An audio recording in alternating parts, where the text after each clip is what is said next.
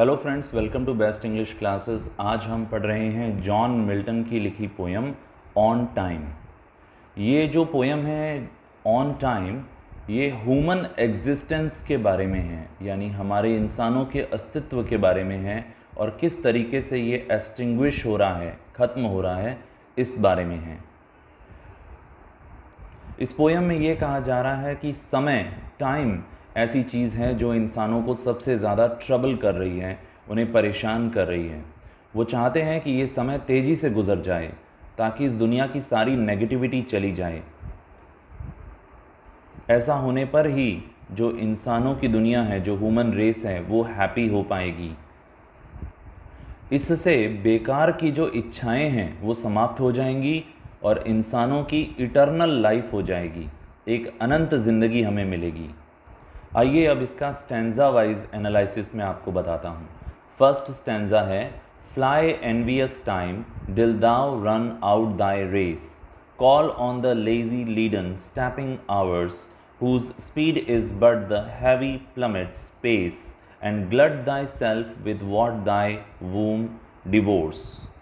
यहाँ पॉइंट कह रहे हैं कि टाइम जो है उसके अंदर अपनी खुद की एबिलिटीज़ हैं और उसका अपना डिटर्मिनेशन है, संकल्प है। यहाँ पर उन्होंने टाइम के ऊपर ही सबसे ज़्यादा जोर दिया है और उन्होंने ये कहा है कि टाइम फ्लाई हो जाता है। वो अपनी इच्छा बता रहे हैं कि वो चाहते हैं कि समय तेज़ी से फ्लाई हो जाए, तेज़ी से गुजर जाए और ये जो रेस है, यानी ये जो दुनिया है, वो एक तरीके से समाप्त हो जाए। वो कह रहे हैं कि समय खुद को ग्लट कर ले, मतलब खा खा के अपने आप को भर ले, जो दिन हैं वो स्पीड से गुजर जाएं और तब तक ये खाता रहे जब तक कि उसका वूम पूरा भर न जाए। आगे देखेंगे lines 5 to 8। Which is no more than what is false and vain and merely mortal dross. So little is our loss, so little is thy gain। अगली जो 4 लाइन्स हैं उसमें स्पीकर ये क्लियर कर रहा है अपने रीडर्स को कि वो उम्मीद करता है, वो आशा करता है कि समय सब कुछ खा जाएगा। वो ये कहता है कि जो हमारी इच्छाएं हैं, जो हमारी डिज़ायर्स हैं, वो फॉल्स हैं, वेन हैं, व्यर्थ हैं, झूठी हैं और हम लोग मॉर्टल ड्रॉस हैं, मतलब एक नश्वर गंदगी हैं, हम एक बोझ है हमारी ज़िंदगी।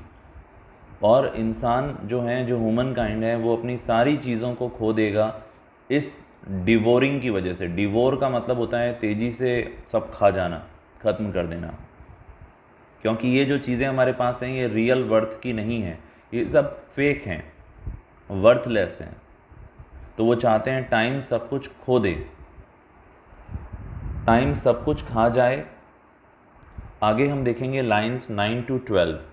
For when as each thing bad thou hast entombed, and last of all thy greedy self consumed, then long eternity shall greet our bliss with an individual kiss।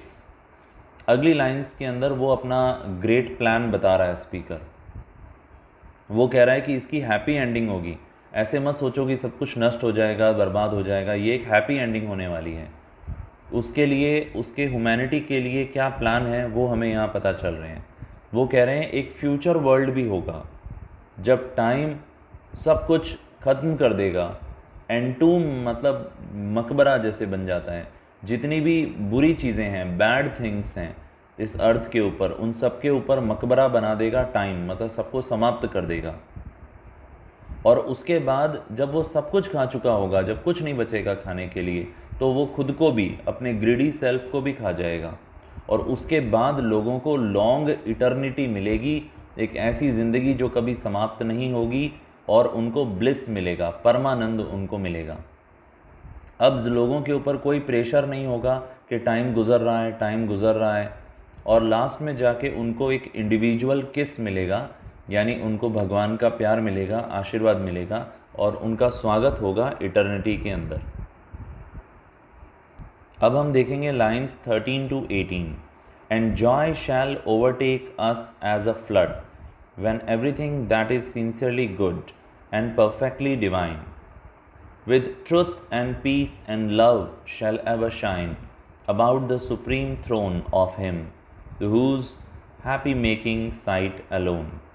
अब पोएम अपने क्लाइमेक्स पे आ चुकी है और इस सेक्शन के अंदर speaker main points के बारे में बात कर रहा है कि ज़िंदगी के अंदर क्या इम्पोर्टेंट है। ये कह रहा है कि एक बार पृथ्वी से जो टाइम का इन्फ्लुएंस है, जो असर है, वो समाप्त हो जाए, उसके बाद में जॉय, खुशी हमें ओवरटेक कर लेगी और ये इंसानों को इस तरीके से ओवरटेक करेगी जैसे कोई बाढ़ आ जाएगी खुशी की, कोई फ्लड आ जाएगी। सारे पुराने डिप्रेशन, नेगेटिव थॉट्स, एक्सपीरियंस, सब कुछ इसमें धुल जाएंगे इस बाढ़ में। और अब सबसे पावरफुल एलिमेंट जो हैं दुनिया के, वो क्या होंगे? वो अच्छाई होगी और डिविनिटी होगी, दिव्यता होगी। हर चीज़ में ग्रेस होगा, बिना ग्रेस के कोई चीज़ नहीं होगी। और दुनिया में ट्रुथ, पीस एंड लव, सच्चाई, शांति और प्यार, ये सब चीज़ें होंगी और ये एलिमेंट इस नई दुनिया में शाइन करेंगे और हर तरफ नज़र आएंगे। फिर आगे स्पीकर ये कहते हैं कि आप सब गॉड के आसपास होंगे, जो सुप्रीम थ्रोन है, थ्रोन यानी जो राजगद्दी है ईश्वर की, आप वहाँ पर होंगे। और ये जो साइट होगी, ये जो दृश्य होगा गुडनेस का, अच्छाई का, ये आपको हैप्पी कर देगा। अब हम देखेंगे lines 19 to 22। When once our heavenly guided soul shall climb, then all this earthly grossness quit. Attired with stars we shall forever sit, triumphing over death and chance and thee, O time। अब ये final section है on time poem का।